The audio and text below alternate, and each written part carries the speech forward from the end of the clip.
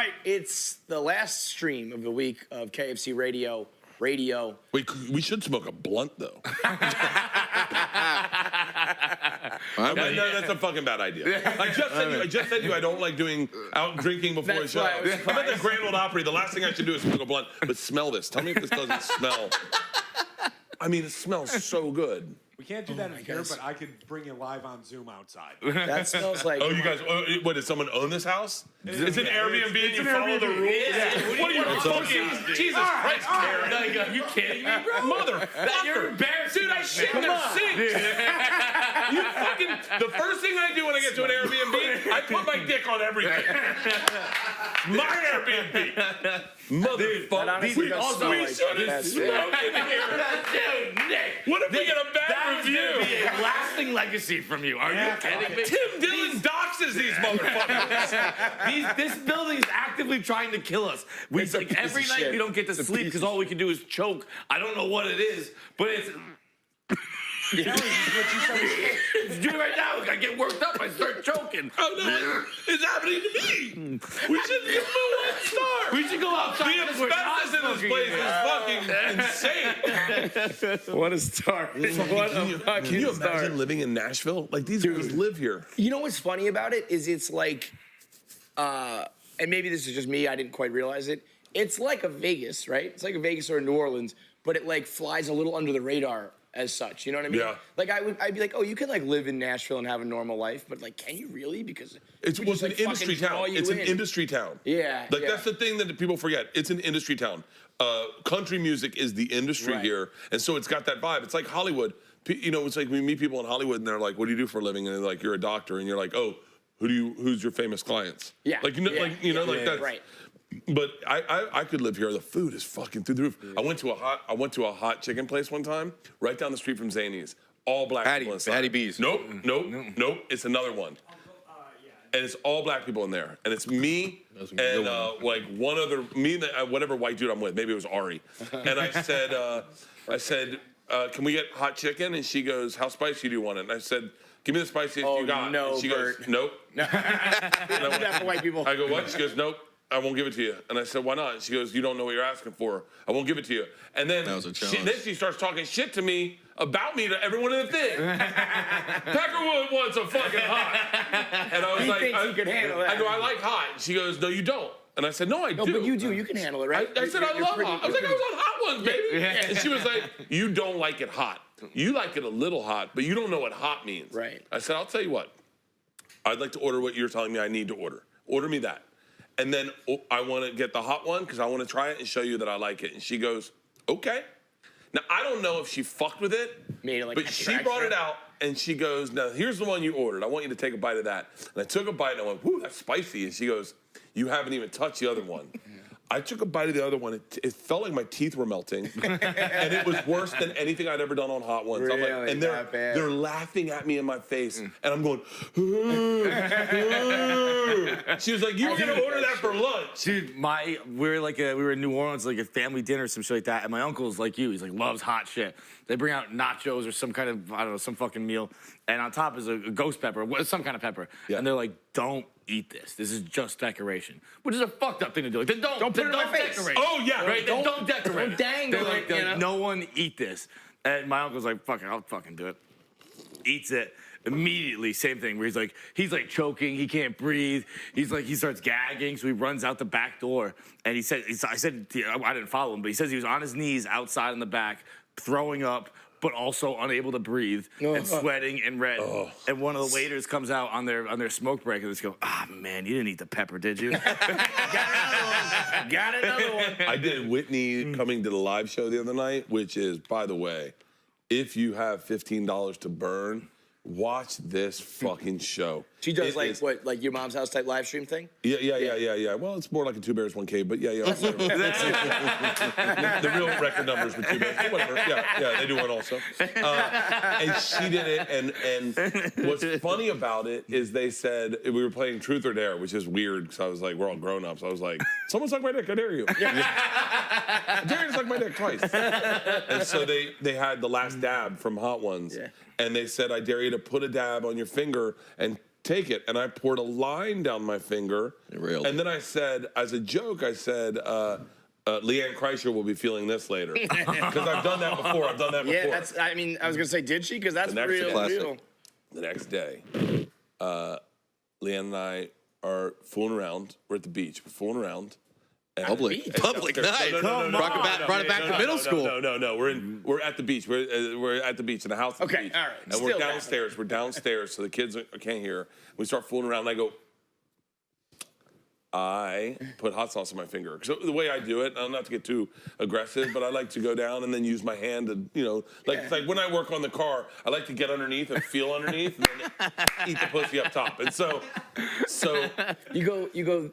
I do this come hither. Yeah, you gotta do that one. I do one finger. Okay. And then I go like come hither. Spider-Man. I gotta switch it. You know when your forearm starts getting a little too sore, and then you ever gotta switch hands?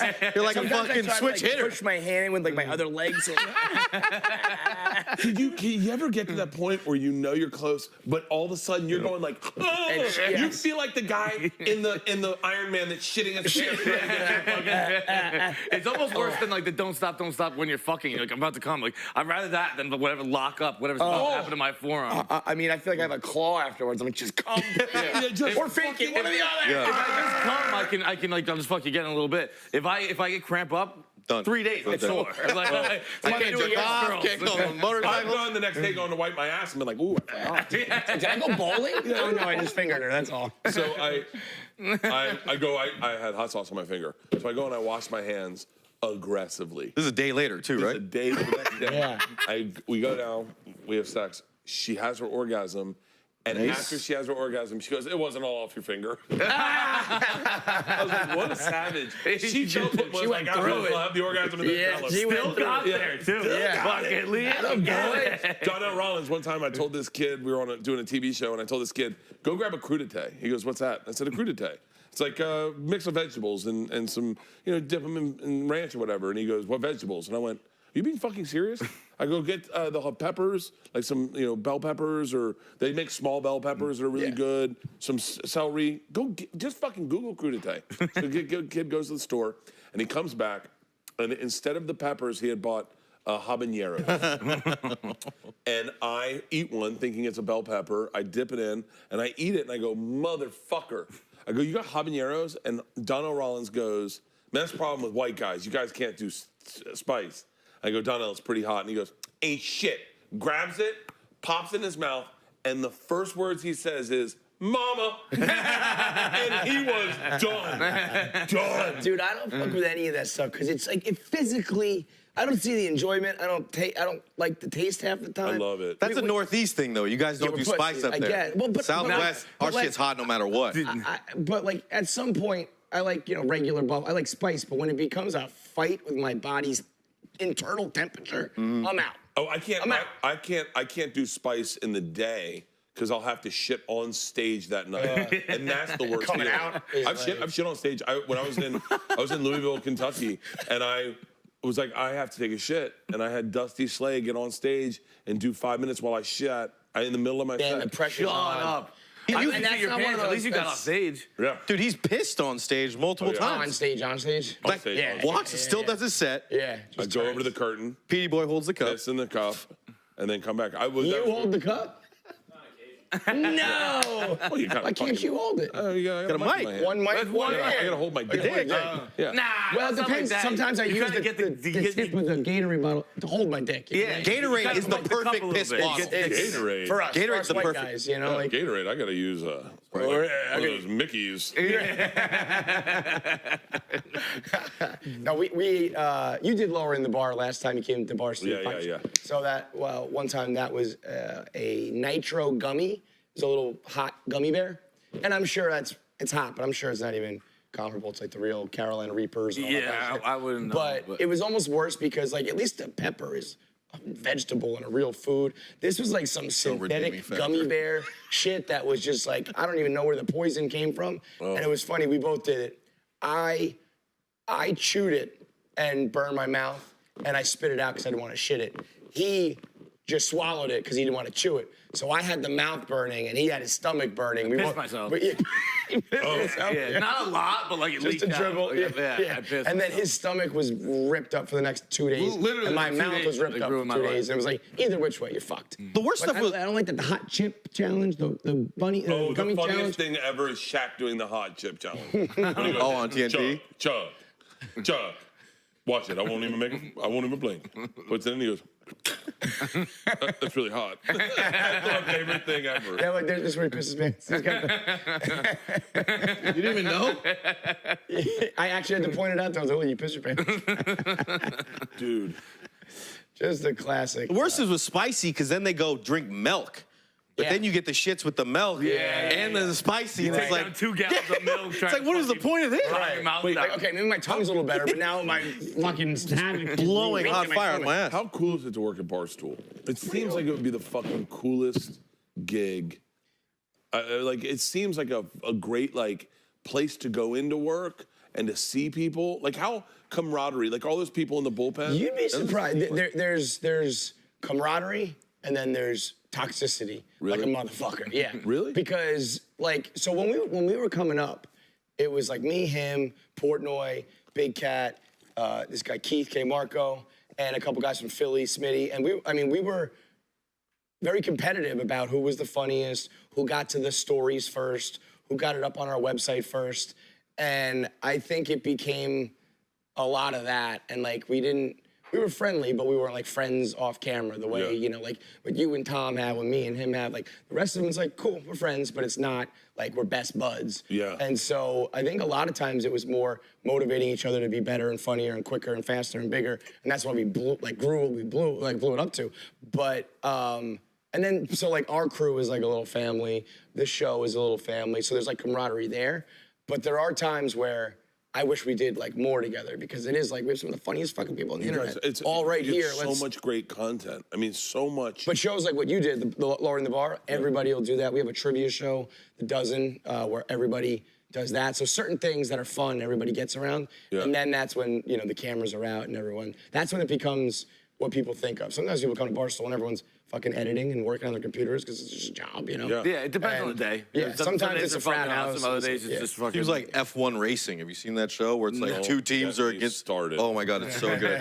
But it seems like Wait, two people are against everybody. Yeah. How deep are you already? I saw you just tweet a couple days ago. Like, Well, can I start season 1 or 4? You just been ripping through it. Oh, I'm on goes season quick. 3 right now. I've been doing nothing because we bought that race team. And, Right. and then legit, like all of a sudden, it got very serious very quickly. Yeah. Like, I knew that was gonna happen. I told Tom that. I was like, I know you're kind of like laughing at Bert's idea, but I was like, I'm not saying you're gonna be drinking milk in Monaco like next year, but this is gonna fucking go. I mean, it's all of a sudden it was like, hey, F1's American Grand Prix in Austin this year. Do we want to throw an event? And Yeah. then the people that built our car, Legacy, I think is the name. I bought it from them. They didn't know who I was, and they went to the first race that week, and that's all anyone was talking about was Two Bears bought a Legacy car, and they're like, "Shut the fuck up!" And then they hit us up. And they're like, "Hey man, we didn't know who you were. Yeah, we would've Can fucking- we help out?" Yeah, but And that's you did it right though. Like now it's real and they know it's genuine, and you weren't just like, hey, I want a freebie or whatever. Oh, we got. I wish Simpson is giving us suits. We're getting helmets given telling to you, us. man, you guys- I mean, Corolla, legit. Corolla is a real race car driver, a very real race car driver. He owns Paul Newman's cars. It's what his passion is. He does it, and he legit said to me on his podcast yesterday, "I would love to race with you guys. Would you consider a third bear?" And you're like, wow, 3 and bears. you're like, and all of a sudden you're 3 like, bears. holy shit, a cave in a Big car. one. Let's go. Tom has 3 a bears in a racing garage. coach. Yeah. Like he has a coach that races with them. I mean, it's like It's gonna be. it's gonna be pretty Once big. you have a following, like you guys have figured out, and we saw it like a little bit with Barstool, you can do anything. You can do comedy, you can be a fucking Sports you can do betting? music, you can do sports betting, you can do car racing, you can do whatever because those people will watch you and especially F1 and racing is something that's trying to get more popular in America, and it is, and it's snowballing. So like, who better to fucking push it out there than you guys? I mean, I think it would be really fun it would be really, I think it would be really, really fun to have Tom be be the racer, but have the car and have like legit kids that we sponsor, get in the cars, and really build a fucking team. Right. And have, because these kids doing it are fucking awesome. I mean, it's I don't know. It's been a really interesting. We've done. We had a NASCAR racer. What was his name? Matt. Oof. I'm sorry, I wouldn't know his name. that. Yeah. But you know, I think he was hanging into like one of the final laps of a big race at one point. He hasn't won yet, but it's like we are like all about it even when he races, you know. Yeah. And it's like it doesn't even matter. We had Jim Renner on the PGA Tour. We called him the People's Champ, and he was kind of like representing Barstool unofficially while he played the tournament. And I think he missed the cut even. But we like all the fans were. No, first year he didn't miss the first year he was good, He right? was in the hunt. Yeah, and yeah. then the second year he missed the cut. But every time we're just like, even if you don't win, the Two Bears car will be the talk of the town. We had How more people go to the show? Who had the Two Bear shoes from Buffalo? Matt DiBenedetto. I just wanted to get his name right. Oh, Gabe Davis? Gabe Davis. So Gabe Davis. Buffalo. Unaware, me and Tom, totally, completely unaware. Gabe Davis, like 22 years old. Unaware, he gets Two Bear shoes made for his practice of me and Tom on his cleats. And then posts them, and then we're like, shut the fuck up.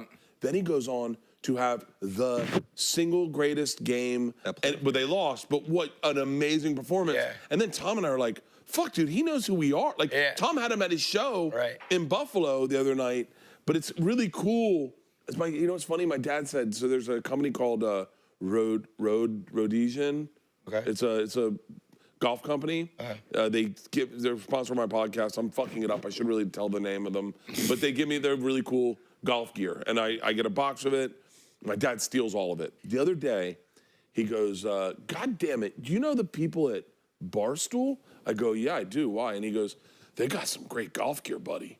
And he goes, can you get me a hookup? And I was like, Dad, I'll just buy this shit for you. I'm not going to reach out to Barstool and go, hey, can I get the hook? But you guys are in dicks. You guys are in dicks. Yeah, man. Like, so it's fucking the crazy. golf guys, three guys, Riggs, Frankie, and Trent, they just found a fucking a niche of like regular golfers. So they're not all hoity-toity and they're not the fucking best. There's a bajillion regular guys, and they all want the clothes, they want the shoes, they want the clubs, they want, you know. We basically put together our own little like Barstool tour where they put on full like golf events. It's unbelievable. Because that's what, like, once you have the audience, you can do anything.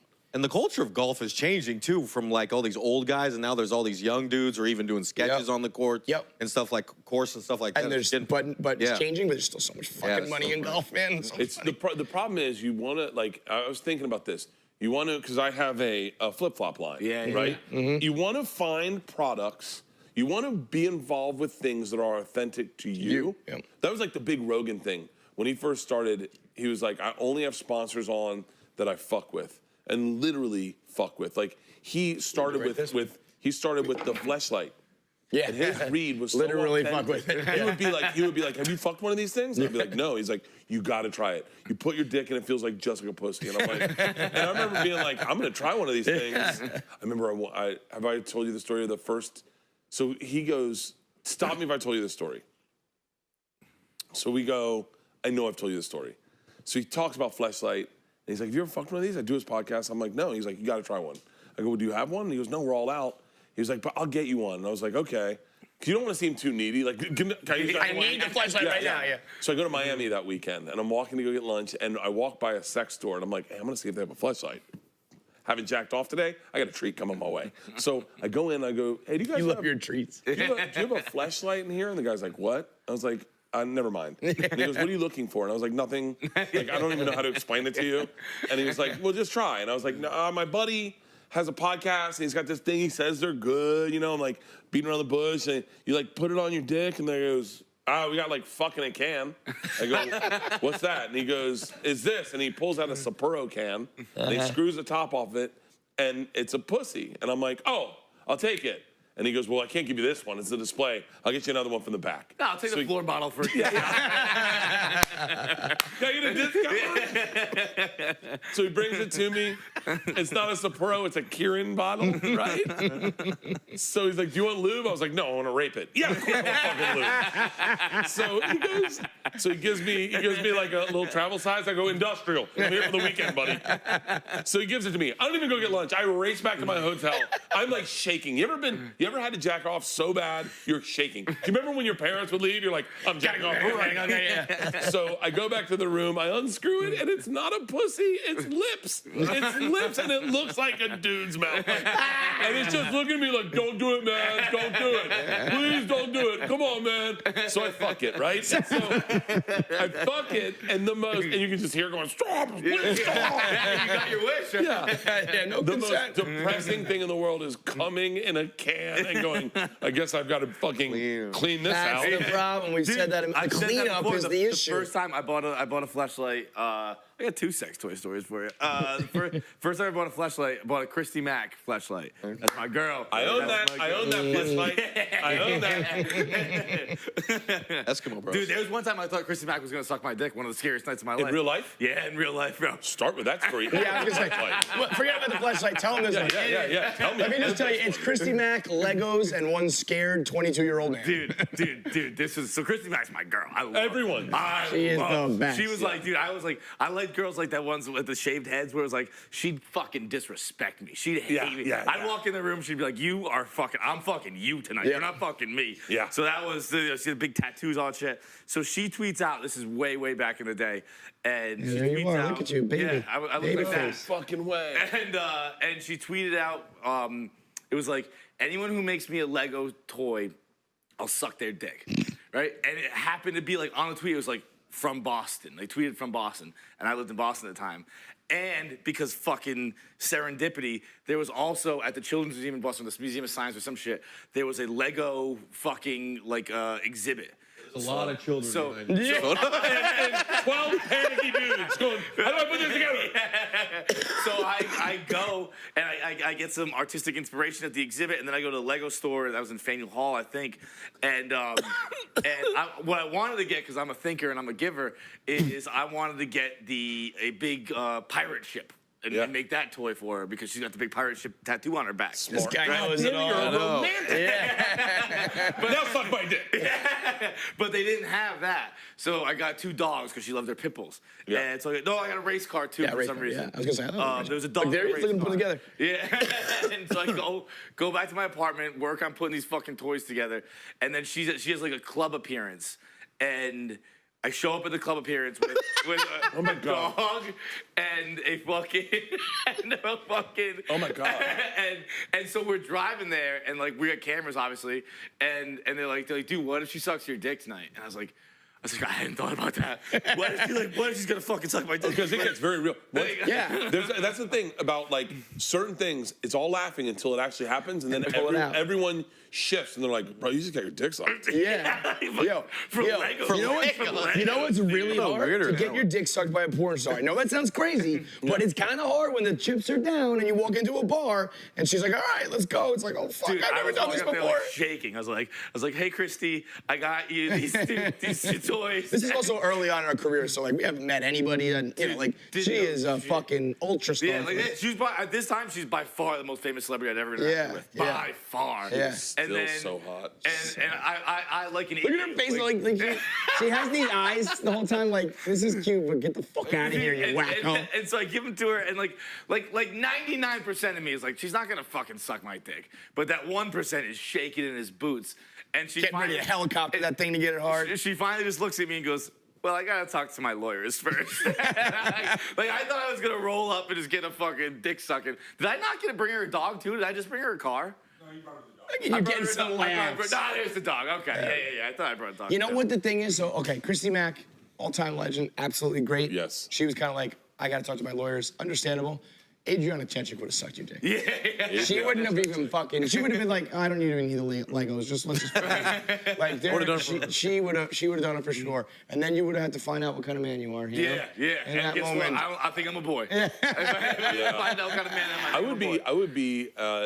I would be nervous. I would be very nervous to let a porn star suck. That's what I mean. I would be like, by the way, I mean, it would be so humiliating for me to fuck them because it's really like, it would be like watching a blind person, I mean, do something that seems complicated. I mean, a puzzle. Yeah, Lego. Be a blind person putting together Legos. But it's like I don't know if I'd I think the interaction before would be more enjoyable than the actual sex. fucks. Yeah. Dude, it's But then there are like sometimes you watch like you see the porn stars now when they get into the game, right? And they're legends and they're vets and they're working with other pros. Yeah. But you go back to some of their earlier day stuff, like you got a dick like that. Well, you know what? Like she's doing all right with that. When we used to work with Asa Akira, she was the third host of our show for a little while. She said in her personal life, she likes quickies. She was like, I just like a quick, like, hop on top. Like, I don't think she has reference for what I do. And she's like, I like quickies. And you're like, no, that doesn't even count. Yeah, that's like 10 times longer than what I give. But, you know, it's like the fact that she doesn't want to get, like, jackhammered for 25 minutes You gotta straight. respect all those fucking dudes who fuck with porn stars for real. Like Jesse James dates porn stars. And that, like, it's almost like a mindset. Where remember he dated Sandra Bullock and that Married Sandra Bullock. And that made Sandra Bullock cool as shit. Right. She's like, 'Cause oh, you're damn, she's a bad She bitch. must be fucking insane. Right. There's a part of her that fucking parties, right? Yeah. I forgot all about Yeah, that. she's a right? bad. He's yeah, dating she's Bonnie a Rotten baddie. now. Yeah. He's dating Bonnie Rotten? Yeah. Dude, the Shut spider web the fuck tattoo up. tits are just fucking Bonnie dating Rotten. Bonnie I Rotten? showed Bonnie Rotten to a bunch of Zulu warriors. I was in a. Yeah. Wait, I did not think that was like a Mad Libs thing. They're like, words that could come out of your mouth. Zulu Warriors was the last on the list. Bro, I like Oh, it she's was one of the those things where, baddest. like, it didn't like when you get shot and you don't know right away. Like it didn't register. Like Zulu. That's early Warrior. Bonnie Rotten. yeah, didn't she get the shit beat out of her by War Machine? No, No, that's that is Chris Chris Nash. Nash. Oh, that was Yeah, Chris that was fucking ass. That fucking guy. Yeah. Jesus. Dirtbag shit. Can we just call him War? Let's not include the machine. So Bad branding. So we're in a tent in a hut, and we're doing this thing called rolling bones, where they're rolling these bones, and then this witch doctor is telling us our future and whatnot. And Travel Channel shit? Yeah, and these Zulu warriors are in the corner. And I'm dressed as a Zulu warrior. This is before cultural appropriation. And they're rolling the bones. And so we get done, and I'm just bullshitting. And I go, this room smells like my man cave. And they're like, what's that? And I go, oh, I go, yeah, how would you know what that is? I go, and I'm trying to impress them by going, it's got 2 flat screens, and they're like, huh? What's that? A Yeah. kegerator? There's no frame of reference for any of this. I go, I got a wine bar. It's I got a humidor, 1,000 cigar humidor, and I go, hold on, let me see if I can show you a picture. I want to say it was this easy. I want to say, by the way, this is my liver results from the other night. All right, Good I want to say news? it was this. Yeah. It's amazing. You're a freak. Make Yeah. you fucking male, man. I want to say it was this easy. I want to say it was this easy because it was, but I literally pull up the picture. And it's a picture of Bonnie Rotten. What I do is when people text me and I'm looking at porn, I screen grab the text and the porn, and it's a picture of Bonnie Rotten. I think she's sucking a black dude's cock in a bathtub, right? And I go, oh, that's not it. And these guys have never seen a cell phone, let alone porn. Right. And they're like, what? Like, we don't care fuck about is the that? fucking basement you have. Yeah. They go, what's that? And I go, oh, that's Bonnie Rotten. And they're like, what? And I go, oh, shit. I go, hold on. And I have a video saved of Bonnie Rotten on my phone, and I go, oh, this, and I play, I'm mic'd, everyone's mic'd, and the crew's like, are you showing these Zulu warriors porn? I'm ruining their perspective of the world. I was gonna say, they're about to leave the hut and go to America right now. Yeah, and they're be like, what is that? And I go, it's porn. And they're like, she's fucking. And I go, yeah. And they're like, wait, give me your phone. I want to show everyone. And then everyone comes You, like, around, they're all ruined the watching- Zulu but they're tribe. watching- He never comes back. They're watching Bonnie Rotten, which is like, hardest of the hard. high-end, Yeah, they went in deep end. gay thing, and they're like, what? It's too much for a person who's never seen porn in their life to take in. And I was like, this is America. This is Welcome. You invented Zulu Rumspringa. to We're America. going away for a while. We're trying it We'll out. come back and we'll see if we like this is still for us. Man. By the way, I think I have a picture of me showing them porn. That's even Bonnie better. Rotten once, I remember reading like a comment about her where it was something like, it's like Bonnie Rotten's great, but does she have some mental illness? Like something like that. I feel like having sex with a porn star is a lot like the guy who got beat up by Mike Tyson. Yeah. Like, it's a lot more fun in the beginning, and then it happens, and you're all bloody, you got a fucking knot on your head. You had no idea what's going to happen. about that. So, You killed it already. Yeah, I was trying to find the other videos, and you already found them. dude, That was impressive. You got all the second videos? Yeah, he did the other videos. The second video of him, he's like leaning This over his is seat. the guy. I showed. Oh, that's unbelievable. By the way, Wait. there's Look a at you. picture. In there. There's a Holy picture of me in shit. that same getup that I've tried to scrub from the internet. Holy. Dressed as a Zulu warrior, like legit. No, don't let the internet get that one. The internet's got to have it. I'm sure, dude. I'm sure. You're uncancelable. Who cares? Easy cream. See, cancellation. I always get asked about. People always ask comics about cancellation, and the one thing I say is, this is what I believe. Cancellation is like sharks, right? If you go out and swim in the ocean and you're terrified of sharks, you're not going to enjoy it. And that's like comedy.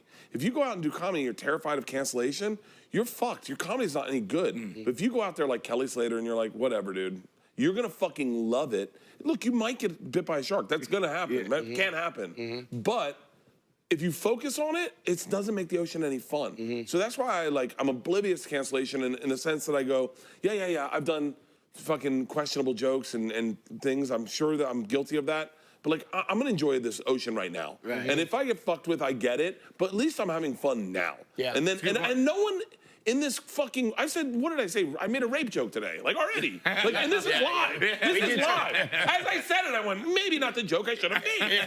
But I'm enjoying the ocean right now. And if you're watching this, you're not gonna enjoy it if I just go, my pronouns, it's fuck that. Yeah. And a lot of times the people who get canceled are the ones who put on a fake persona. And then they get caught as frauds. And then they get caught as frauds. Yeah. And then everyone's like extremely pissed. Yeah. All my cards But are if you're on real who you are from the beginning. I say, there are no skeletons in my closet. You guys know my skeletons. They're all on the fucking dinner table, man. That's why, remember the great example we always use for that? Was the NYPD cop who got arrested.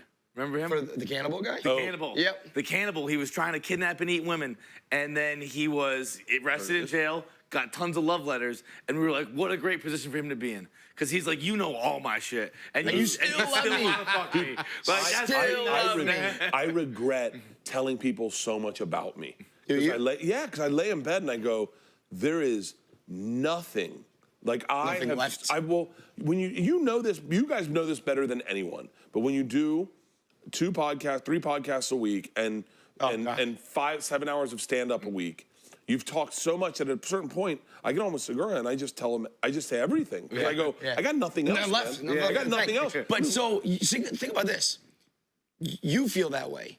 And I've said you have lived arguably one of the most interesting lives like ever. With the travel shit and everything you've done, every time you're like, oh, that's like the one time I jumped off a fucking waterfall and broke my back, and then the shark was eating me, and I flew a plane, and you know what I mean? You've done wild shit. Yeah. And you still feel like you're struggling to fill the time. I haven't done anything, man. Yeah, but I am scraping the bottom of the fucking barrel. But you got takes. I'm not good at takes. Like that's my problem. It's like I've never been, even when I was a younger comic and I wanted to have a hot take. I was talking to Schultz about this. Schultz, he's all takes. He takes. It's his take on this feminism. My take on feminism always came out super ignorant. I mean, to the point where it wasn't even funny. Like I remember I had a take. I was a take, and my wife goes, "The fuck are you doing?" And I go, "Isn't it funny?" She goes, "Just seems super uninformed." And I was like, yeah. And I was like, no, I don't think women should be allowed to adopt dogs. She was like, what? And I was like, no, hear me out. Like they put all their eggs in that basket. When a guy adopts a dog, they're like, hey man, here's what I need of you. When I come home, tail's wagging, right? We're gonna go out on the weekends and we're gonna hang out at the end of the night, lay in bed with me. That's all we need. And the dog's like, deal. But when a woman comes in, she's like, all right, okay, relationships haven't been working out for me, so I'm gonna give you 5 nicknames. I need you to respond to all 5. We're gonna have 7 songs that I sing to you, and I'm gonna need you to go everywhere with me. On planes, to the nail salon, and if a guy comes, you gotta act like, and Leanne's like, yeah, but what the fuck you saying? And I was like, the point, yeah. So I did it. It's funny, but I know what you mean. I did it one time, and I get off stage, and fucking Eliza's sitting there with her fucking dog, like, it was a great joke. And I was like, oh, fuck. God damn it. I was like, motherfucker. Yeah. I was like, and now I fucking upset a friend of mine. Yeah. He's like, did you write that joke about me? And I was like, oh, maybe I did. Maybe I fucking saw Eliza's. Subconsciously, at least, though. Which makes it better, I think. I said one time to Whitney Cummings, I go, she said something about abortion. And I go, well, they careful, say, live again, just so you know. We're going away. Nashville, hey, if you get easily offended, you might want to log off right now. Give me a second. She goes, and all these people are out there. They're like, it's murder. And I go, she goes, it's not murder, right? And I go, it's not murder, but it's not murder. and Whitney goes, I had abortion when I was 15. And I went, okay. Cool take, Bert. I was like, what the fuck am I doing? Yeah, not murder, not murder. Not knowing someone clearly could have had an abortion. And I was just sitting here going, hey. So I stay away from takes. Yeah, but you also recognize that was stupid or whatever. Everything You know what I mean? say is stupid. Yeah. That's a huge differentiator too. Is like the ability to just be like, fuck. I fucked up, man. That happened to me last summer or whatever with Colin Kaepernick takes. We did a show the day that he took a knee. I didn't know anything about him, and I was spouting off ridiculous shit. And when it came back to me, I was like, oh. I saw the video of myself doing it, and I was like, oh my God, that was so dumb, that was so lame, that wasn't funny. But I just said that. I was like, that fucking was so lame. My thing on that, I always like to take something that is going on in the cultural landscape and then plug it into a story. Yeah. Like find the story for me. Yeah. Because that way you're not preaching about the issue, you're just talking about yourself. And the hardest I've ever fucking laughed is me and my buddy Eric Grusin, his son Carter's like a little bit of a fucking, we had season tickets to the Rams. Right when we go to the game, I'm high, I'm drunk, Eric's got a buzz on, my daughter Isla's with me, Carter's with Eric. They're sitting in between us, and the national anthem comes in, and our two kids fold their arms and sit like little activists. And everyone in our area gets up. They're like, everyone fucking stands. And Isla and Carter go, not us. And Eric and I are like, you get the fuck up right now. Right now. You get the fuck up right now. We're not getting beat up at the fucking Rams in the Coliseum with a bunch of dudes in Raiders jerseys. How long have you been a Rams fan, bro? I go, you get the fuck up.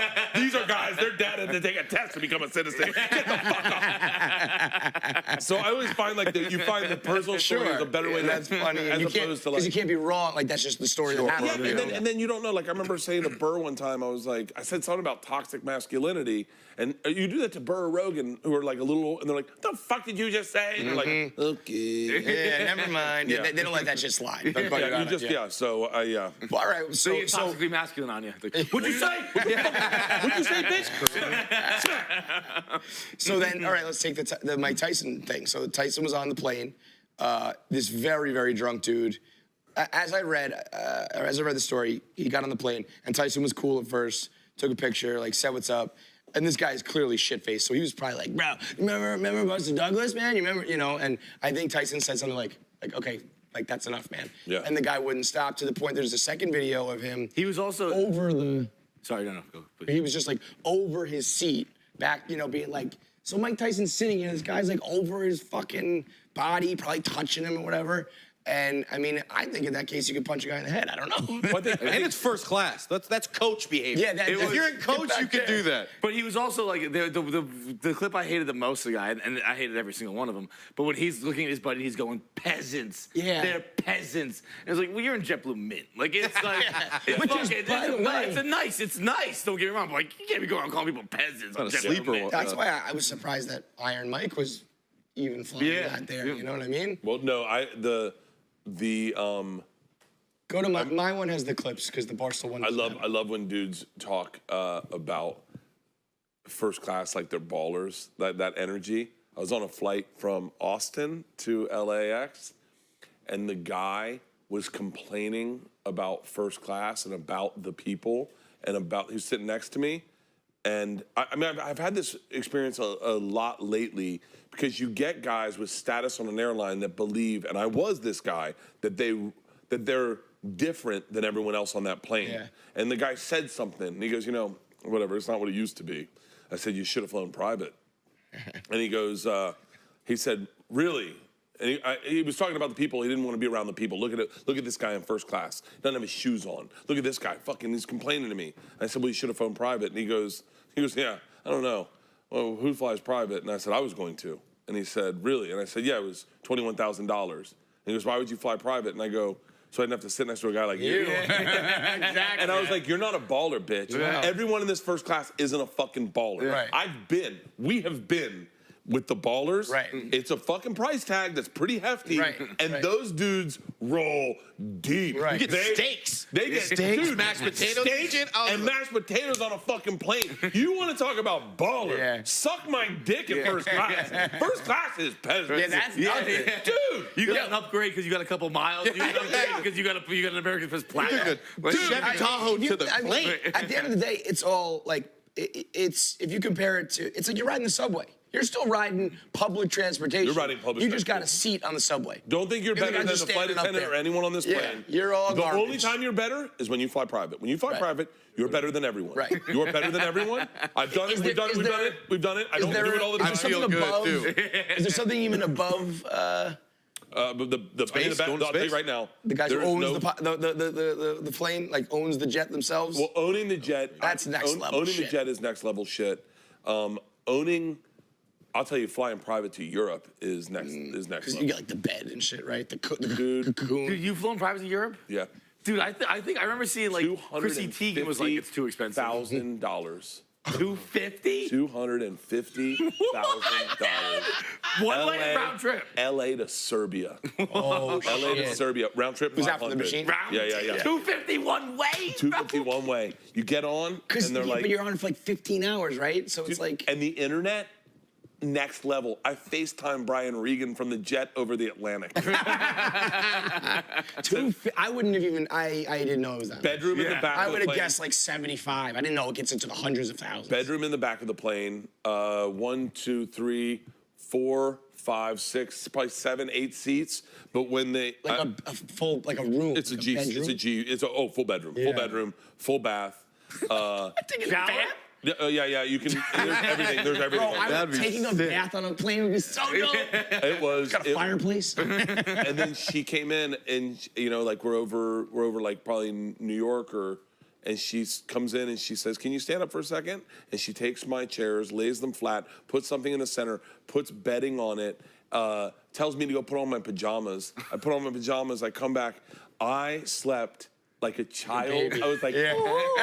I woke like a up. sleepover, like I you're woke like up and we're like, take it around for another lap. Yeah. Dude, you ever done that on a party bus? You take a party bus to like a strip club or like Yeah. to the club for someone's party. Like, bro, let's just hit the highway, Yes. like fucking and drive. I don't want to get Yeah. out of here and go to a back club. First time I was ever in a tour bus, it was with Johnny Knoxville.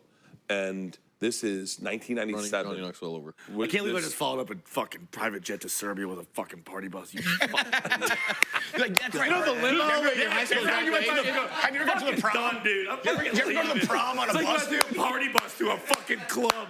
One time I got a Hummer, a stretch Hummer. Remember that? Dude, private jets are next level. I was very adverse to them at first because, and then the first time we took one, It's hard to go back to when you get a taste of the good life. Well, so the first time I took one, I remember saying I want to shoot a video on a private jet, and someone said, well, if you're getting it to shoot a video, it's a write-off. It's a marketing write-off. And I went, okay, we'll be shooting videos on all these private jets. Yeah. But then the first time, and then. Oh, no, I'm sorry. The first time I got one, the jet company said, if you shoot a video on the jet, right? we'll pay for Yeah, it. yeah. And I went, oh, fucking done. Yeah. And we flew in, I was shooting Hey Big Boy in Cleveland, and we flew from New York, Cleveland. That was me paying for the private jet, but shooting a marketing video. Then you get to a place where you're like, I don't want to turn this into a fucking work day. I want to just fly and just be able to party. And then you start going, get me quotes for everywhere I go from private jets. And then every now and then you get a bizarrely low quote where you're like, I know it sounds like a lot of money, but you're like $17,000 to fly first class from Richmond And there's a lot of to us, LA. too. And it was a lot of us. We filled up the plane, and it was like $17,000 first class. Leave after the show, Richmond to LA.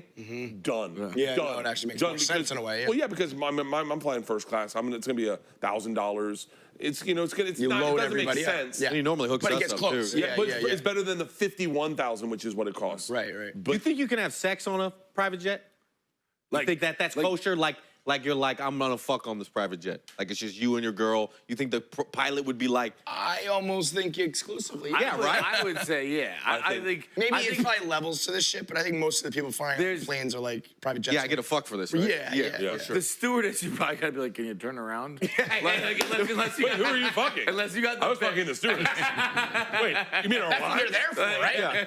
Yeah. Unless you got the bedroom in the back. Like, the few I've been on, like, there's not a lot of room. The stewardess usually just sitting there staring at you. Like, you close your eyes and fucking pop one of these in for me. Dude, when we did the machine, there's not to like spoiler alert, but I shouldn't say too much about the movie, but there's well, we know the story, I think. Yeah, It's good. We've Dude, heard the it movie's really good. 600,000 times. Oh no, but the movie is very different than the story, and I don't want to ruin the scene, so I won't tell it. But there's a moment of I was very, very vague. There's a moment of partying, and that everyone wakes up, and there's been a party, and I'm in the scene, and I wake up, and in real life, when I woke up doing the scene, I said in my head, I didn't say it out loud, but I said, how come none of these chicks are naked, right?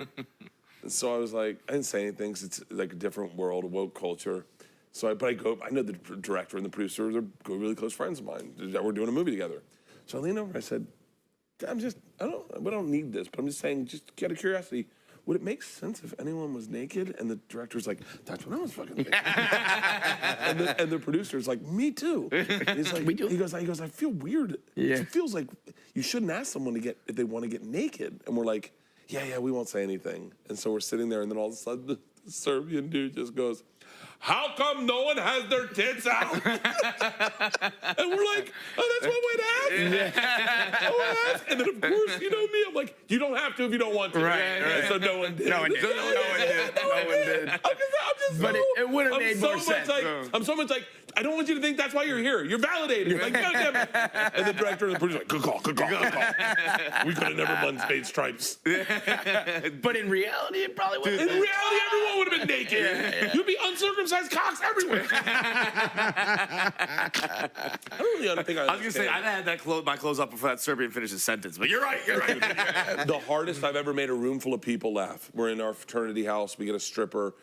She comes into the chapter like with every brother's in the room. She breaks in and she's fucking naked and she's dancing and she's like, does no one have the balls to get naked up here with me? And everyone's like, Bert. And I'm like, fuck yeah. So I go up to dance with her and she takes my pants and drops them. And my dick was the smallest it's ever been in my life. When it goes in. And 180 dudes go, oh, shit! The stripper starts pointing at a laughing. No. I get off, I'm like, fuck. I think about that all the time. Yeah, the point is like. I mean, Yeah, it she's got was professional courtesy. It was. Yeah, come on, she's got a quiet. Yeah, bro, I was literally just about to ask you, when was the last time you took a piss? It's been down for a while. It's been down for a while. Yeah, my dick is not like I can't just whip it out. Like there's no whipping it out. Like No. I need to present it. I need to get it ready. Like an old car, you gotta like put the gas in. My dick's like a Studebaker. You can't just drive it off the lot. You gotta warm it up a little bit. That's a great fucking joke. That's a great fucking joke. Write that one That's down. all you That's a do. great fucking joke. I used to have a joke about my wife. I go, my wife's like, I love my wife. My wife's like a fucking 89 Mercedes. I go, really nice, but it doesn't turn heads at valet anymore.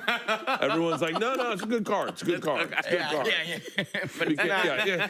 Jesus Christ. Dude, you're talking about like the strippers, right? There was one time we were in the Czech Republic. We were in Prague. I was there for a hockey tournament when I was like 15. And Went to the Czech Republic for a hockey tournament? yeah, Wait, he's 15 I years turned old. 16 when I was there, or maybe I turned 16 when I was there. He did boarding school and real hockey and shit, so they were all over the for world. real? We go to a strip club with the team, right? And this one kid, same kind of deal. The stripper's like, who wants to get on stage? And like, I don't think, like, they don't care in Eastern Europe, but I don't know if they recognize that we were like kids. Like, I had braces. Like, we were young. That's the line. Like, I don't care if you're big, you have muscles, maybe you have hair in your chest. If you have braces, you're a shot. Yeah. I didn't have any. I had those 16, 15-year-old nipples, like the real puffy ones. Kind of deal, right? Yeah. And this kid gets pulled. This kid, like, kind of the Bert of the group, is like, I'll go up. So he gets up on stage. She fucking handcuffs him to the pole, and he's like, "Oh, this is fun, right?" Pulls his pants down, and everyone's like, "Whoa, shit!" Starts covering with whipped cream. And then she like starts like slow, like getting to her knees. This kid's never had sex before, so he starts kind of like never got a hand job he's kind of like panicking as he's handcuffed. He's like, no. What you're describing is rape. He's like sexual assault. Yeah, that you're cheering on. And he's like, no. And then she feels the disrespect of that, so she gets mad, and she just looks at him and just goes, and pulls his pants right up with the whipped cream everywhere, and it just like sprays out of his pants. So wait, so you've heard my story of flying dildos, right? Flying dildos. I mean, I'll tell you this story because the next story is the one I want to tell you. Okay. Very quickly, me and my friends went to a live sex show in college. Everyone's heard the story. I used to think Anne Frank and Helen Keller were the same person. Right. So we go to a live sex show. It's called Flying Dildos, and we're like, we got to see what flying dildos are. You know, like how do they do it? Yeah. Is it like lawn darts, like this one guy, like, or they go girl from girl, like those fountains at Disney? Like, so we go, and the first chick that comes on and it looks like a troll. She looks like Danny DeVito. She just starts fucking oil rigging herself. Just, and it's so aggressive. We're all just like, what the fuck? And someone's like, hey man, ask her if she does flying dildos. I'm like, do you do flying dildos? And she goes, no. And just keeps going. And if you make eye contact with her, she just like gets in your face like this. So we're like, oh my God, she gets done. We're like, okay, next. Two girls come on, and we're like, okay, flying dildos, and they're kissing and they're like stroking each other's hair. We're like, yo, ladies, you can't move backwards in the story. We just watched a troll fist itself. Like, fucking step up your game, bitch. Like, knock the wind out of someone. And so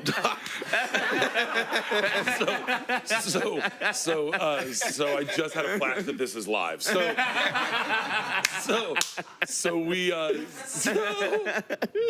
they're like, hey, can you ask them if they do flying dildos? I'm like, do you girls do flying dildos? And they're like, no. And everyone's just like, next. And so they get off stage. They're like, okay, I guess we're done. Like the Apollo first. Yeah. Boo. Boo. So we. Then a dude comes out and he brings a girl out and it's really fucking aggressive. The girl's not saying anything. He's like high-fiving us, like, you guys ready for me to fuck this pussy, huh? And we're like, ugh. We're like, don't make it real, bro. And so and then he's trying to get his dick hard. And the whole time, he's like, hey buddy, don't talk. I'm trying to get my dick hard. And I was like, not on my watch, you're not. So I start fucking heckling his dick. I'm like, your dick's hack. You suck. Your dick sucks. Think about your mom. And he's like, all right, fuck you. He storms off stage. Now I'm in charge, right? Like it's like 17 dudes, all of which I ended up touring through Europe with. These 17 dudes all happened to meet at this one spoot. An Australian dude named Andy, a dude named Tim from Tennessee, my bud, Chad, PJ, Weicho, Tyler, 3 dudes that play football at UFC, and 3 French Canadians. We're all that's the group there, right? Everyone's smoking weed, everyone's drinking, and now they go, you're the guy that's been talking. Get them to do flying dildos. And I'm leading chants. Like I'm going, when I say flying, you say dildo. Flying dildo. Flying dildo. We put our hands up high, our feet down low. We want flying dildos. Flying dildos. Flying. Hey fellas, yeah. Hey fellas, yeah. When I say flying, yeah, you say dildos. Okay, flying dildo. Flying dildo. I mean, and it's funny. We're laughing, and the house lights are clicking on and off, and then all of a sudden, Spotlight comes on the stage, and it is a 6-foot German woman, thigh-high boots, leather thong, no top, biker's hat with a medicine bag, and she puts it on the stool. She's like, she goes, gentlemen, please. I am flying dildos, and the place goes bananas. She goes, we will need 1 volunteer from the audience. And everyone looks at me like, you're up, asshole. And I'm like, oh, but that's who I am. I jump up on stage like your buddy. I'm like, yeah. She's like, okay. She takes a handcuff out, and everyone's like, whoa. She puts it on my wrist. I'm like, whoa. She takes it, puts it behind my back, and handcuffs my hands behind my back. I'm like, okay. And now I'm like a little panicked. I'm like, maybe we should talk about how we're going to do this. She rips my pants down, and I still have boxers on, pulls my pants down, place goes nuts. And now I'm like, okay, this is moving really fast. She then kicks my feet out from under me with her big boot, kicks my feet, and I hit my shoulder, knocked the wind out of myself, and I'm like, everyone's now like, fuck yeah! My buddy Huicho is in the front row. My buddy Huicho is looking at me. I remember my dick had popped out of my pants, and I told him, I said, poke it back in. Dude, yeah. I just said that's the worst thing you get. This is the worst Because you're place. trying to wiggle it back in. Like, I go, poke it back in. He goes, I will not do that. I will not do that. Just pull the box outside, dude. Come right, on. yeah. Give me a little pinch, or a little elbow or something. Yeah. Blow it. He then looks up and he goes, oh, I'd watch out. And I look up. I'm on my back now. My pants are down by my ankles. My dick's out of my boxers. And she is standing over me with a 12-inch black dildo.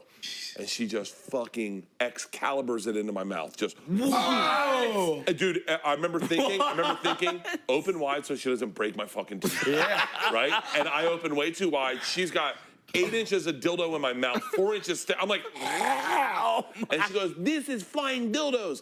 And she starts to try to fuck the dildo. Wow, so yeah, and she's like, gentlemen, get your cameras. Take pictures with flying. These fucking turncoats forget I was once their leader and line up like they're meeting the queen. They're like, hi, in the background, right? So that happens. Oh, my God. That happens. We go out. Everyone's like, you're fucking hilarious. I was like, I wasn't trying to be funny. Like, we're crying in the corner. We travel with these dudes all through Europe. So now, cut to. This is the story. This is the story I want to tell you. Cut to probably 7 years ago. 7 years ago, we're going to Africa to meet the Zulu tribe. Tanzania. We're going to go to Zanzibar. It's all for Travel Channel.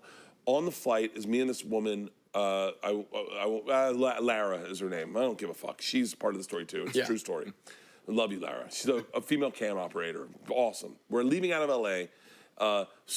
Interesting parts of the story. I got a seat on a plane, first class, that was the first seat out of the nose with the cockpit above it, so the window faced forward. Oh, whoa. I couldn't do it. I traded seats with her. I had to sit. I sat in the upstairs in that first class. She sat there. She was like, "It's fucking awesome." Yeah, that's sick. We Sounds cool. we miss our flight in Amsterdam. We do our flight connection in Amsterdam. Miss our flight. Best place in the world to miss your flight. Right. I say to her, the canals are snowed over, frozen. I said, we should go ice skating on the canals, get dinner, get high, and go to bed. She's like, deal. She goes, can I add one thing? I said, what's that? She goes, there's a place called the Banana Room, and I've always wanted to go there. Now, we're work friends, and I think she's married, I'm married, and I go, I don't know how I feel about that, because there's like a power dynamic here. I'm being serious. Yeah. I go, but I will go with you if you want to go, and I actually know the people. I actually know them because I shot something for Showtime for over there.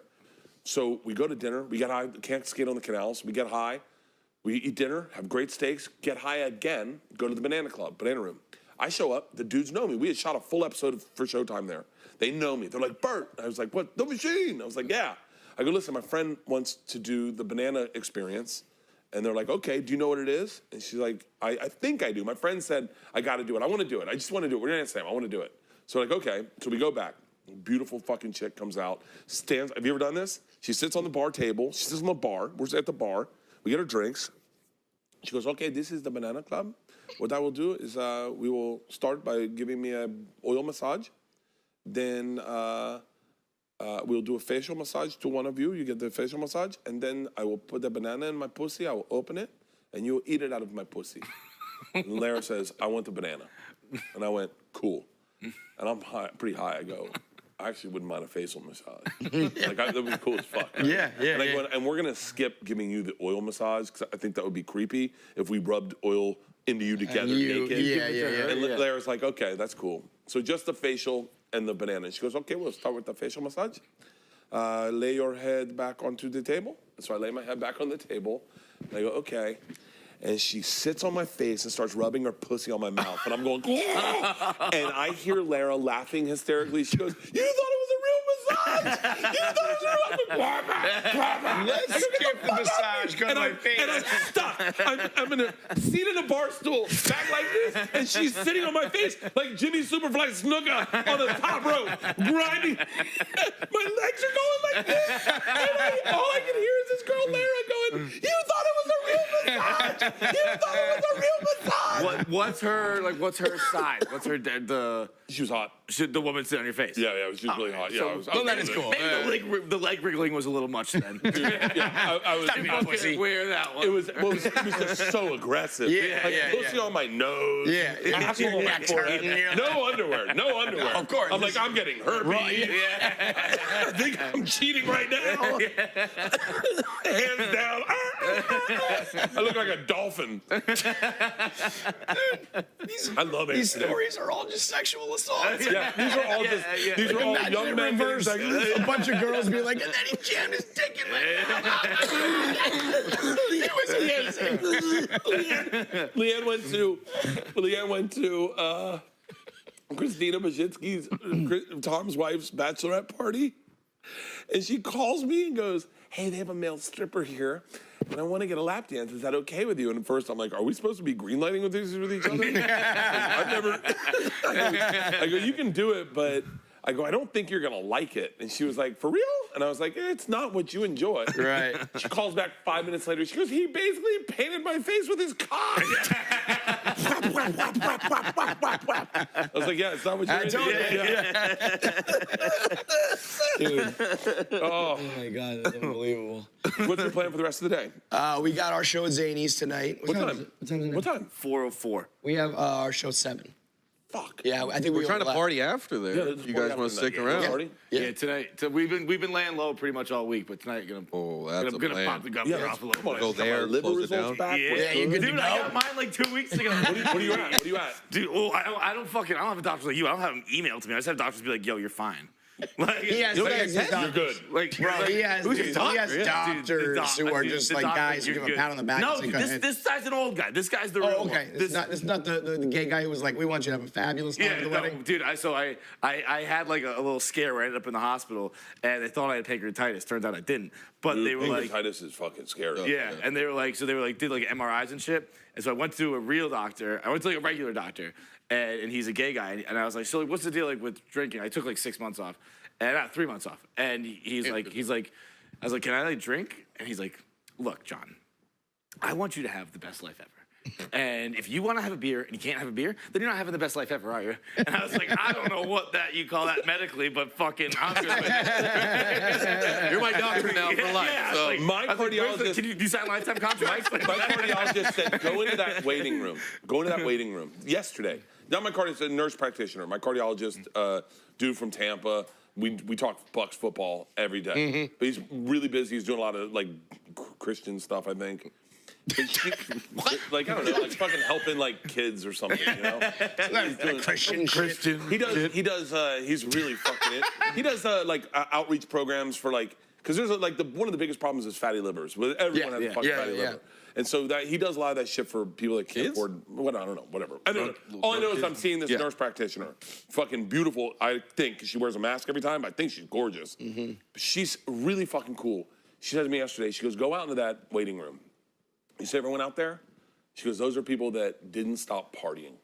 You need to keep that in mind." And I went, that's the only thing that has ever made sense to me. Because I went out into the party room, there was a dude out there, and he's like, "I'm having trouble breathing. I can't get up a flight of stairs." The waiting room. Yeah. You said the party room. Did I? Yeah. You said the party room. Which is a very funny Freudian slip. Room of parties.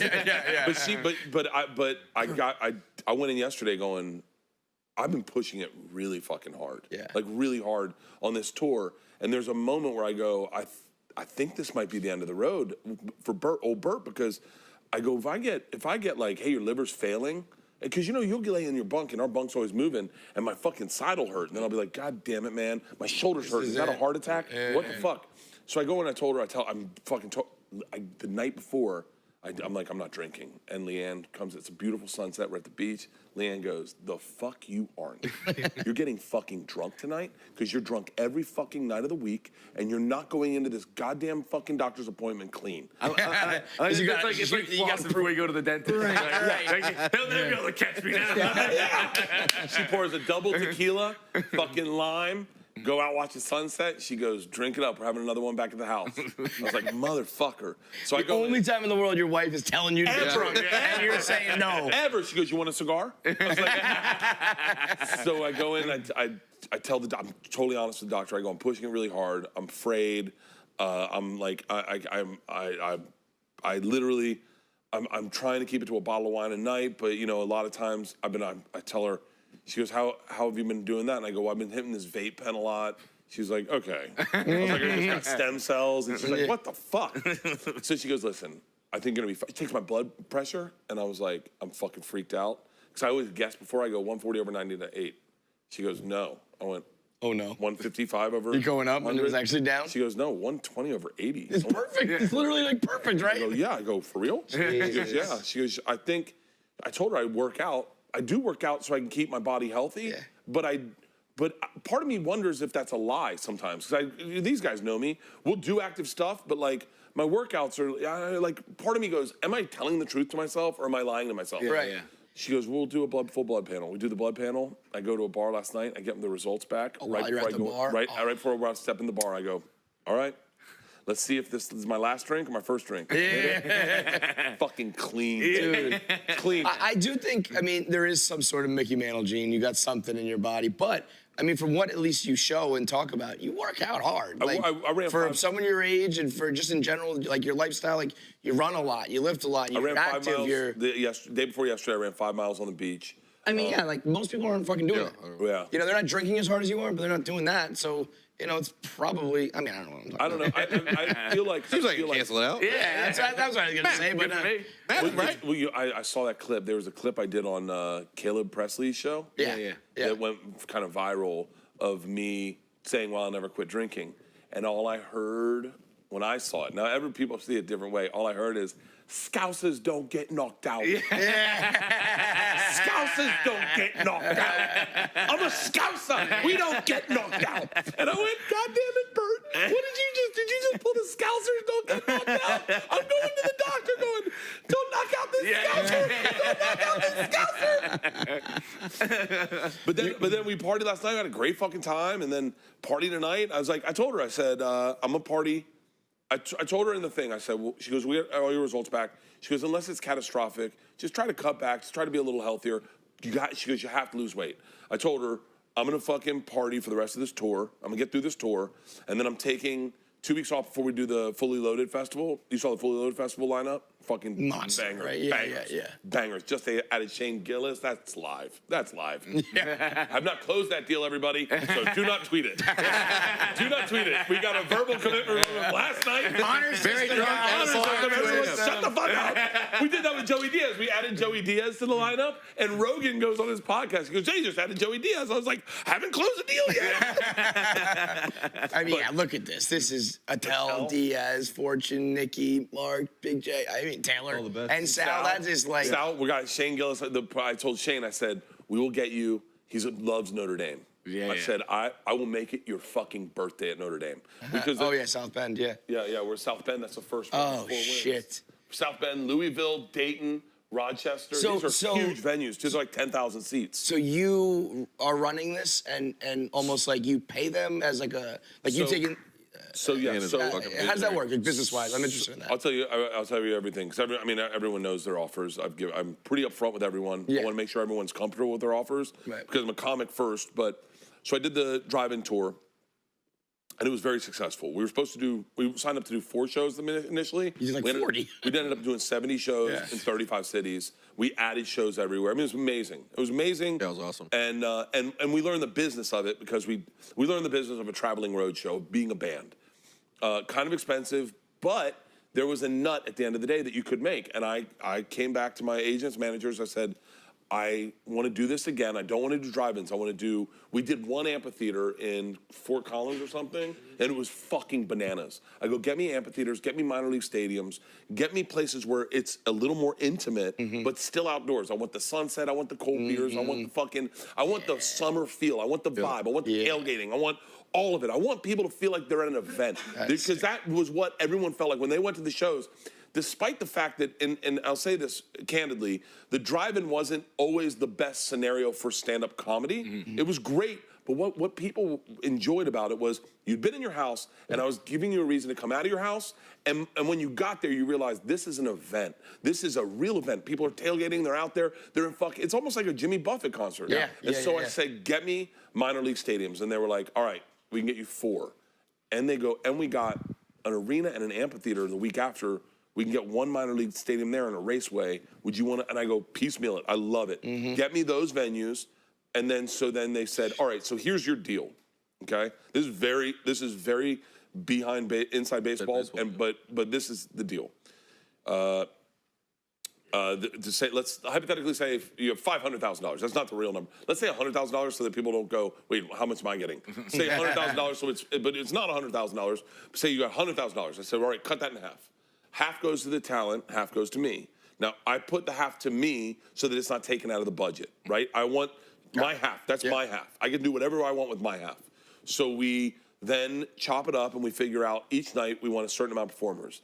So we go to the top ones, and out of that 50, we get the names you're seeing right now. That's out of that 50 grand. It's not 50 grand, everyone. I'm going to be very clear. It's not 50 grand. That's not where they're getting paid. They're getting paid a lot more in some places. And then I take my chunk and I go, but I want more out of this. So I want a DJ. I pay out of that in my chunk. I want to add, say I say to you guys, hey, would you do a live podcast in South Bend for us? You go, yeah, that comes out of my chunk. So then I've taken my chunk and I said, I'm going to liquidate my chunk and make sure that these people that are on this tour have the best experience of their life. That the people that come to this show see the best comics they can see. The money it doesn't financially make sense the way I've set this tour up, because I'm not making any money on the tour, because I want all the comics to get IVs in the morning if they want it. I want them to have tour buses if they want it. I want them to if they like, hypothetically, I would like to fly private from one night to another night and bring all the comics for each of the runs. I want to add all my friends that tour with me. I want them to be a part of it. I want to make it a real experience. I mean, that's a contract. That's a verbal contract. That's a verbal contract. Tweet it.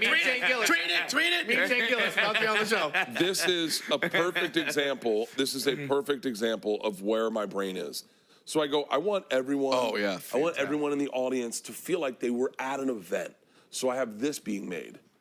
It's a mascot of me, shirtless and flip-flops, that'll be rolling around the stadium. That's fucking And so, sick. yeah. Like dressed up as That's me. That's me. It's a fucking mascot. Yeah. Those are the fibers they're going to use, and that's the draw. And so I It's a circus, What man. happens to the mascot Is it 3 runs? What's that? What happens to the mascot after? Oh, keep it. By the way, they were like, "What size do you want it to be?" And I went, "My size." Yeah, I'm gonna wear it later. I'm gonna wear it. Yeah. They're like, hold on. You dressed up as you would be It's sick. so funny. Right. Actually, sometimes you should be the then people see you and they just just fucking Bert. Oh God, that'd be amazing. So then, Tom and Joe were like, "Hey man, we'd love to hit up one of these dates and just kind of fly in, watch it, hang out with you guys." And then they're both of them are like, "We don't want to do sets." They'll do sets. Yeah. And they want to say that because they don't want to commit to it. Right. And by the way, I definitely couldn't afford those two fuckheads. But so that's the business of it, is you get a chunk of money for everything. You allot half of it to the artists, and the other half would go theoretically to me, the guy that put it on. Right. But you're reinvesting. That's not how my brain works. Yeah. I want to add more artists. I want to make the event big. So like when we went to the 9/11 thing at MSG, the greatest comics in the world, but it was like 4.5 hours long. Yeah.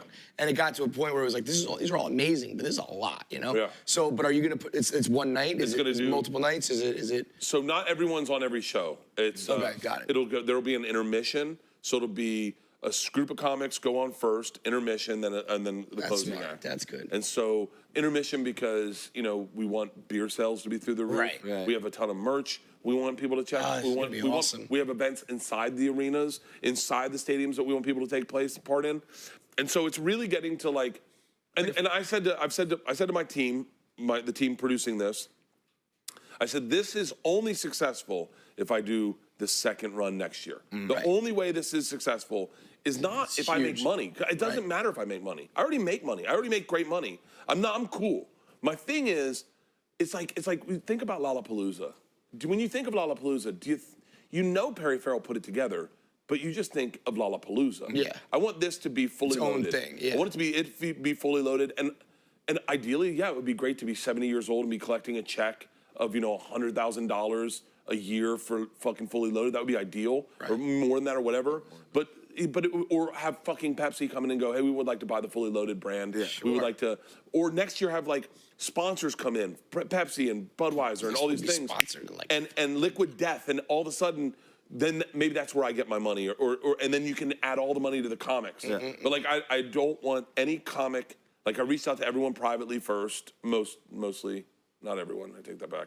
But like I wanted everyone to know you don't have to take it. Don't take it if you don't want to. Sure. It's an offer. If you're not comfortable with the money, hit me up. Let me know, because I wanted everyone to feel. I wanted to feel like I would have been felt on something like this. Yeah, if you were going to be involved in it, right? So yeah, so it's we're doing 2 weeks in June, and I can't wait. I really can't fucking wait. That's fucking sick. I can't wait because we tour a certain way. Like I mean, I talked to him about. I mean, I don't even know how you guys are all fucking. Oh, it's still standing. You bring people out on tour with you, and they're just like, "What the fuck is this?" Yeah. Like we brought Josh Potter, and he was like, we brought Matthew Broussard with us last week, and he goes, "I've done more with you guys than I've done with my girlfriend in our entire relationship." Yeah. I mean, we went disc golfing, we went to anal sex, flying dildo shows. It got weird. Let me tell you, rubbing her pussy on my face. So yeah, so I just want them to be the best comedy shows, and also it's like very selfishly, I'm getting ready to do a special in November for Netflix. If I could have Dave Attell watch my set, this is all worth it. Right. If he could go, hey man, I'm just giving you a little, because he's brutally honest. Yeah. This is a little sloppy. Nikki, Big J, Mark, everyone watch my set and be like, give me a note and be like, hey man, I like what you're doing, but you're missing this, or it's a little hacky. You got to get rid of this. I've seen someone do this. Like that, for me, makes my set so much better. My set pays for my next tour. My next tour pays for me to be able to go do Fully Loaded and not have to worry about money doing Fully Loaded. You know? See, what's scary about you is that you're like the crazy ideas guy, right? Yeah. But now you're gonna have all the money in the world to make these ideas come true. I'm getting a lot of my ideas greenlit where at a certain point I go, I might need someone to say no. Right. Well, they keep working them. Right. Yeah.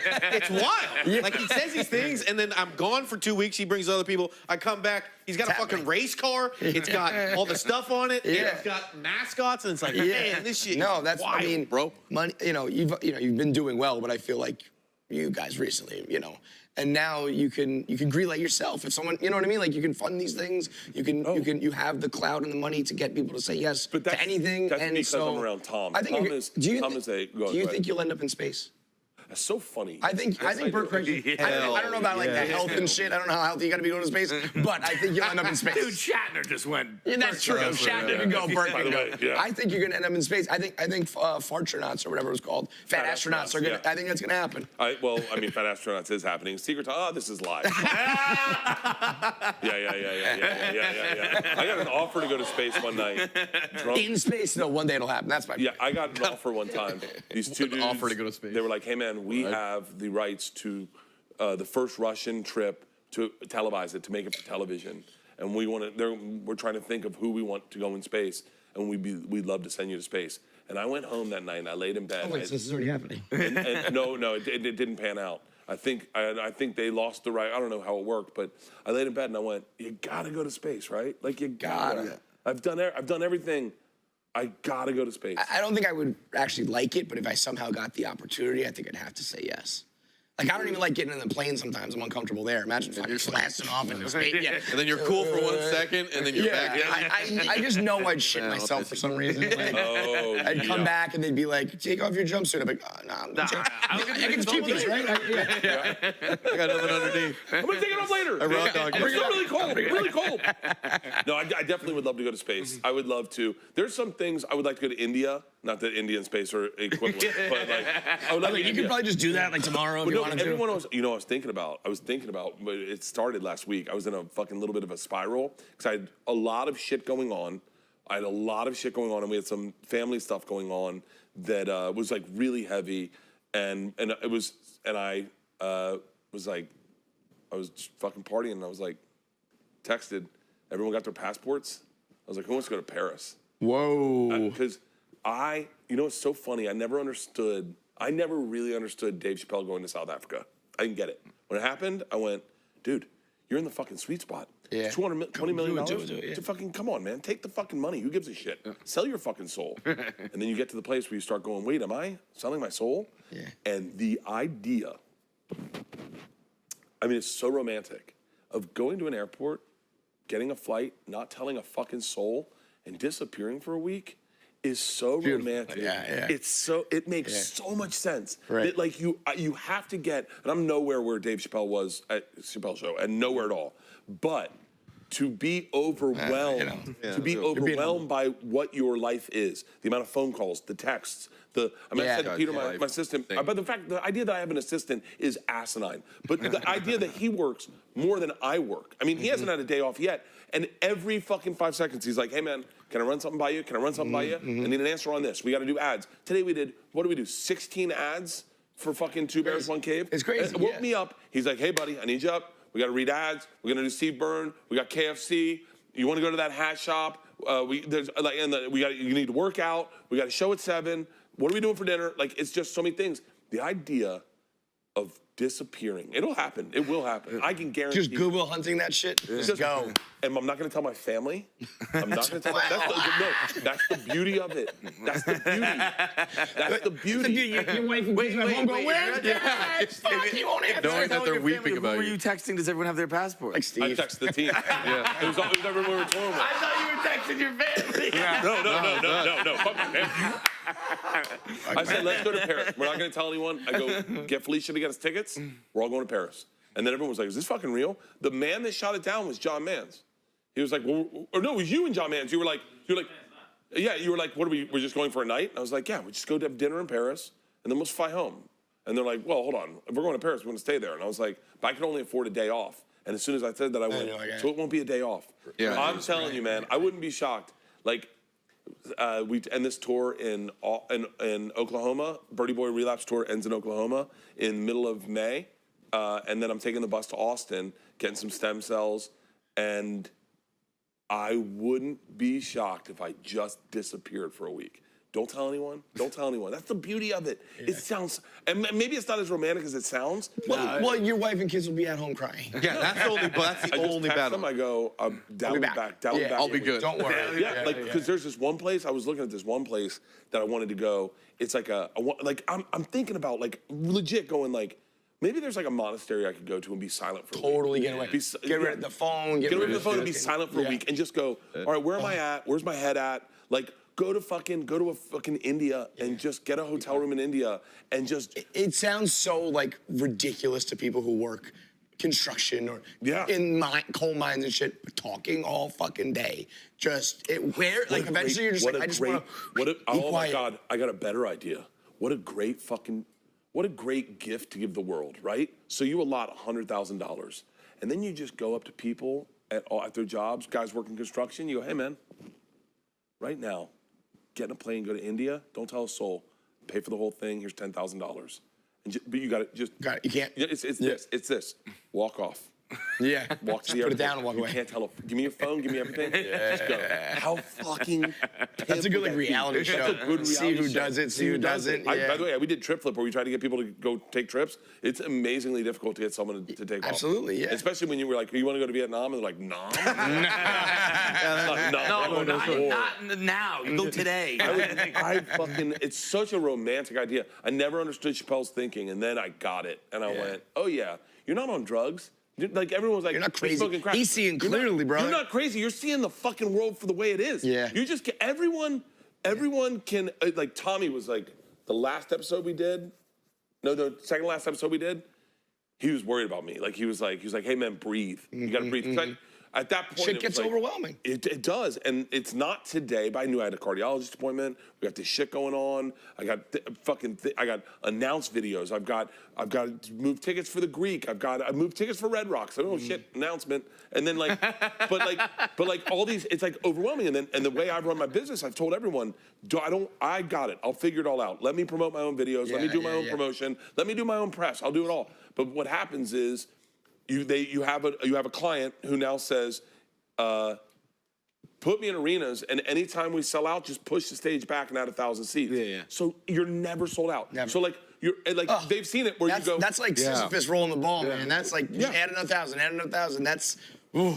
You get to a point where you're like, I remember one time going, stop moving the fucking stage. Yeah. And then I go at 10,000. And I go, don't move it anymore. We're in Cleveland. And I was like, just leave it. I want to be done. Yeah. Because I can't sleep. I go, you got to fucking... And I also take the challenges of like, give me Red Rocks. Big on Yeah. And remember, when we did Red Rocks last time, it was me and Jim Jeffries. They're like, you're both good for 5,000 tickets. Sell out easy. Then Jim pulled out family stuff. Jim pulled out, calls me up, and he's like, hey, man, I'm sorry.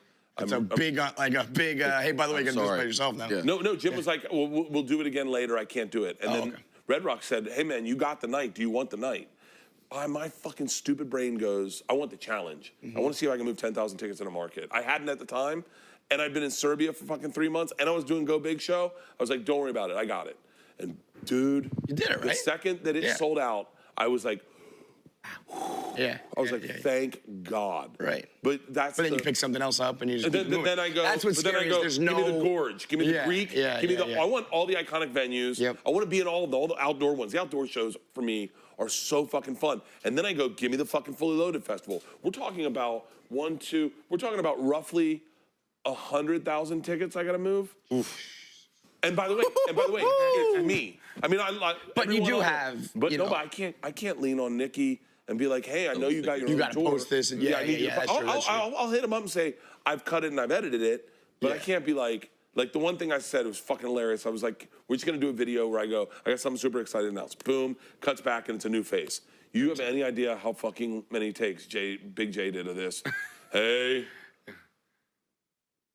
I mean, it was like Mark Norman did. The outtakes are fucking hilarious. The only one that killed it was fucking Nikki with a fucking foot kick. That's better than your idea, though. Yeah. Oh, yeah. The video of everyone fucking up is funnier. Shows their Attell personality. just did this. Peekaboo. That's it. And you're like, that's perfect. But like, I got to come up with all the promotion. I got to do all the press. But that's why, the other day on your episode when Tom was like, buy the Rolex for yourself, man. Buy it. Because you're not going to stop. No. Right? So you either got to like relax or reward yourself. Yeah. Give yourself the treats. Because if you're not enjoying some of it, you're going to go fucking crazy. Yeah. Take the time to spend the money on Paris or whatever, or go away, but you got to enjoy some of it. These dickheads, can you imagine getting a text going, everyone got their passport, let's go to Paris on Monday, have dinner, have some fucking... We got to get on this text list. Dude, I was in it. Yeah. Let's do... I'll be like the B squad. Like, Let's do... Understudy, I'll fill in. Let's do it.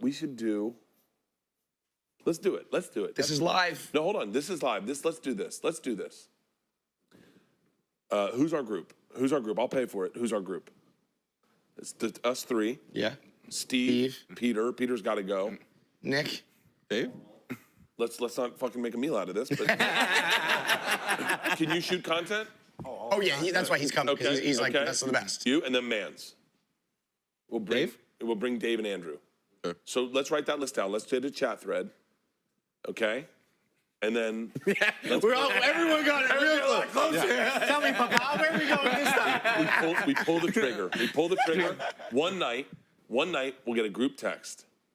And I'll say... Just text the green light. And I'll say, it'll just be a green light. Yeah. It'll be a green light, and we'll leave out of... It'll be a time that we're in New York, and we'll leave out of JFK, and it'll say, JFK, flight in 3 hours, have your passports. And then no one will know where they're going. I'll have Felicia book all the travel, and we'll fly somewhere. We'll land. We'll have dinner. We'll get on the plane. We'll go home. Let's go. Let's do it. You know how fucking fun this is gonna be. We'll co-share the content. It'll be a Barstool co-share birdcast, and I'll put it up on my YouTube. You put it on your YouTube. We'll shoot tons of fucking content. Let's fucking do this. Let's fucking do this, Birdie boy. This is a great fucking idea. This is the one. This is the one. This is another one. Another great idea. This is good for us. It's good for the internet. It's good for everybody. Okay, let's talk.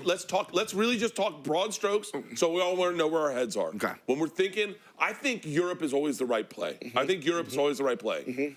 London's very easy, but I feel like you want to be out of sorts. I feel like you want to not know. I Yeah, want it's a little more exotic, if you will. I want you Yeah, want it yeah. I think we shouldn't be able to speak the language. Yeah, language barrier is great. Everyone cool with that? Yeah. No one can speak the language. Yeah. Great. Yeah. All right, great. No one can speak the language. I'm gonna just throw Russia off the list. Let's take Russia Yeah. and Ukraine off the list. Right. Okay. Don't speak the language. Are we picking like weather based? Are we picking nightlife based? Food is the dinner the thing? Are we picking based on a meal? Is that what we're doing? Yeah, if we're going for dinner, like you Italy? Yeah, you Or gotta doing go like best Hold on. Let's think. Okay, so let's think. Greece? Let's think right now. Greece. So can you pull up a flight chart? Like, Greece. let's say we're going. Greece is to pretty Greece cool. would be pretty good. Greece is Whoa, great. Insane food. direct flight, works that's for gonna time be crunch. Oh, yeah. Let's go private, Bert. 250? Yeah, we'll go to Maybe we'll talk to Penn. Penn just has a plane just sitting around. Yeah. Maybe we could do the plane. We'll add something to the list We here. have Portnoy fucking fun. This is the billionaire. Jesus Christ. Do we take Portnoy? No. He's off the list. No. That's like if you go. bring Leanne? I thought you were going to say Bill Burr. I go, no. Let Portnoy and Bill Burr do their own fucking thing.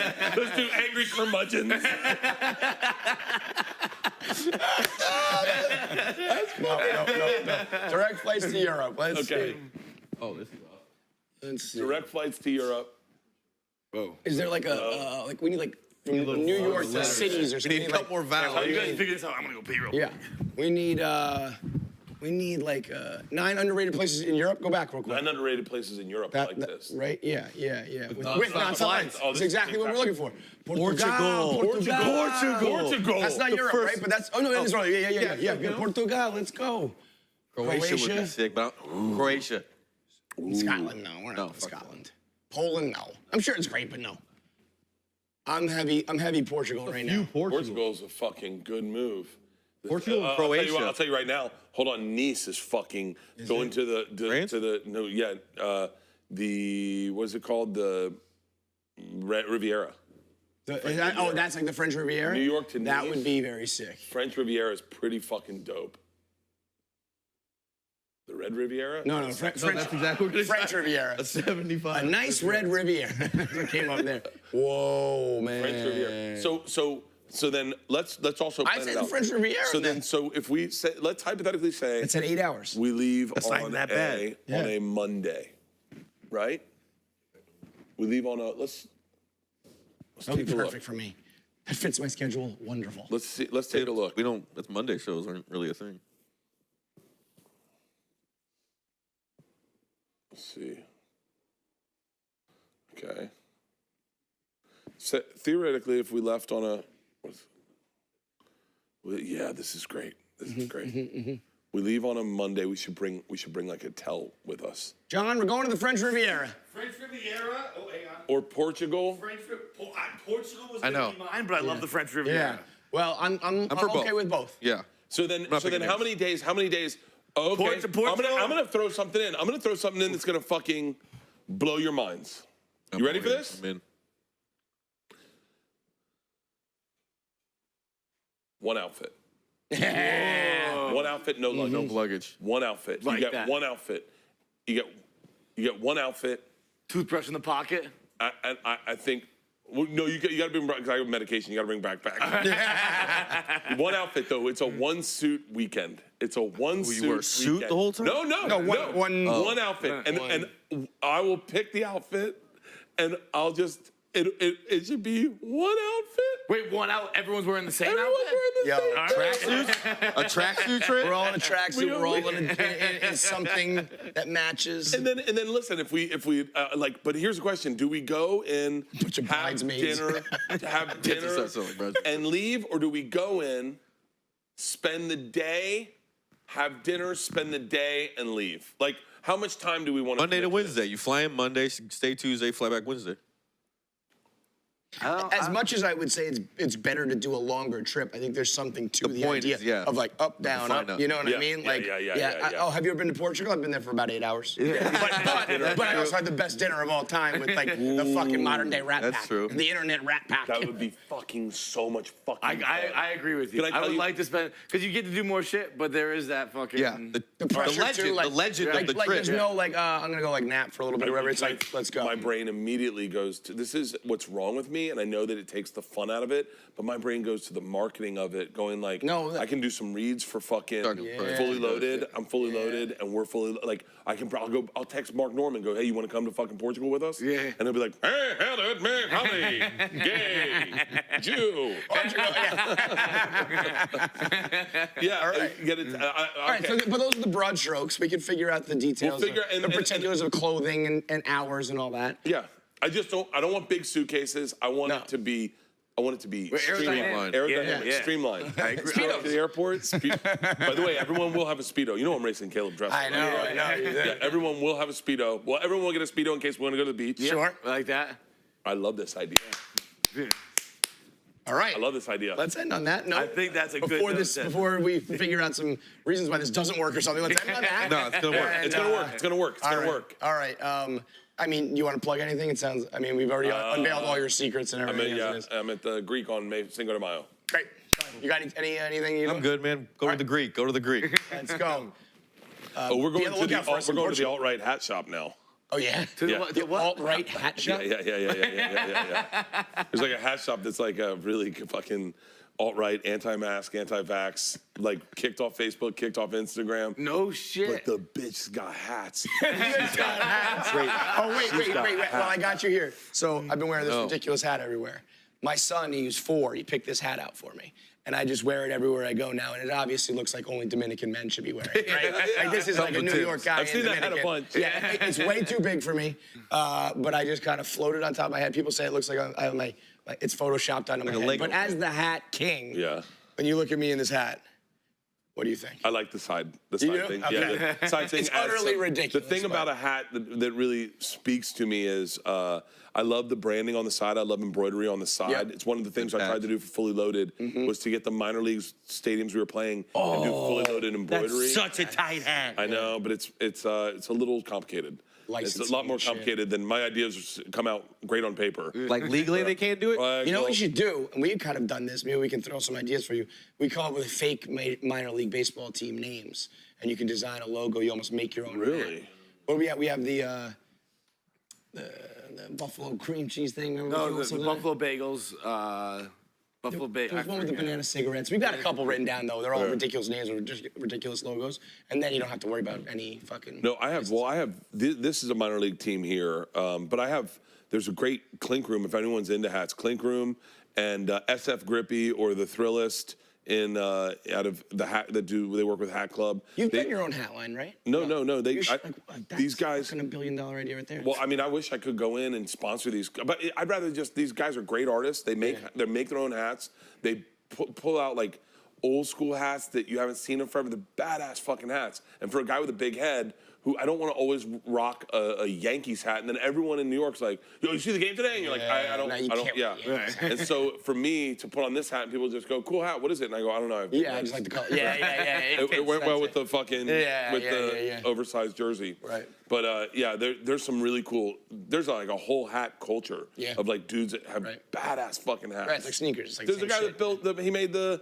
There's one guy. I wish I knew everyone's name, and I'm sorry I don't. But like, there's a guy that made the Thomas Falling hat for me. I wore it on 2 Bears. Yeah. And then he was like, dude, I got you like a bunch of other hats. And then for me, I got really lucky because this is one of my connection to minor league stadiums is the minor league team saw that I was wearing a new hat every day on 2 Bears. Yeah. And so they just started sending me their hats. Yeah, so many, minor dude. league baseball. No, I wore like a fucking Katuitt Kettleers hat, which is like a fucking Cape League baseball. Yeah. Wore that like once on camera. Next thing you know, like every team send you one. everything. Dude, Savannah quick with it. Bananas, I wore their hat, and then I went out and played with them for a day. Did you? Yeah, I tried. Is that I was out there? What? Yeah. Video? Yeah. It came out. When did you do that? I don't know. Recently? 3 months ago. Yeah.